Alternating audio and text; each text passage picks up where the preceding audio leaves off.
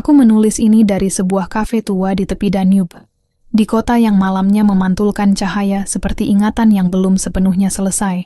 Budapest tidak berisik, tetapi juga tidak sepenuhnya diam. Ia bernafas perlahan, seperti tubuh yang akhirnya merasa aman setelah lama berjaga. Beberapa hari terakhir, aku menyadari betapa lama hidupku digerakkan oleh kontrol. Aku mengira itu kedewasaan, aku mengira itu tanggung jawab, padahal seringkali itu hanyalah ketakutan yang dibungkus rapi. Takut kehilangan arah. Takut jika aku berhenti mengatur, maka segalanya runtuh. Tubuhku hidup dalam siaga, rahang mengeras, napas pendek, bahu yang tak pernah benar-benar turun. Di Budapest, aku belajar bahwa ketenangan tidak datang dari pengawasan ketat terhadap hidup. Ia datang saat aku duduk tanpa agenda, menatap sungai yang terus mengalir tanpa perlu dikendalikan. Untuk pertama kalinya, aku membiarkan tubuhku berhenti memegang peran penjaga. Saat kontrolku lepaskan, sesuatu yang lain muncul, rasa. Bukan emosi yang meledak, melainkan sensasi sederhana, hangat di dada, berat kaki di lantai, napas yang akhirnya memanjang. Aku sadar, selama ini aku hidup di kepala. Aku berpikir tentang hidup, tapi jarang benar-benar menghuninya.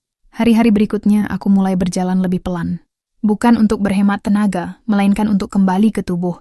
Aku memperhatikan langkah kakiku di jembatan tua, dingin angin pagi di kulit, dan bagaimana jantung berdetak tanpa diminta. Tubuhku tidak lagi sekadar alat bertahan, ia mulai hidup. Dan saat itu terjadi, hidup terasa berbeda, lebih penuh, meski tidak lebih sibuk. Ada perbedaan halus antara bertahan dan hidup. Bertahan selalu tegang, selalu siap untuk yang terburuk. Hidup ia lentur, ia memberi ruang. Malam-malam di Budapest terasa panjang, namun tidak mendesak. Aku duduk menulis tanpa dikejar waktu, dan untuk pertama kalinya, keheningan tidak membuatku gelisah. Tubuhku tidak lagi mencari ancaman. Ia beristirahat dalam kesadaran bahwa saat ini cukup aman untuk diam. Integrasi itu tidak datang sebagai momen besar. Ia datang diam-diam. Saat pikiranku berhenti mendahului hidup. Saat emosiku tidak lagi ditekan. Saat tubuhku dipercaya memimpin ritme. Hidup tidak lagi terasa seperti daftar tugas yang menunggu diselesaikan. Di kota ini, aku belajar bahwa hidup yang tenang bukan hidup tanpa masalah, melainkan hidup tanpa siaga berlebihan. Hidup yang tidak mendesak, hidup yang mengalir. Dan mungkin, inilah bentuk pulang yang paling sunyi.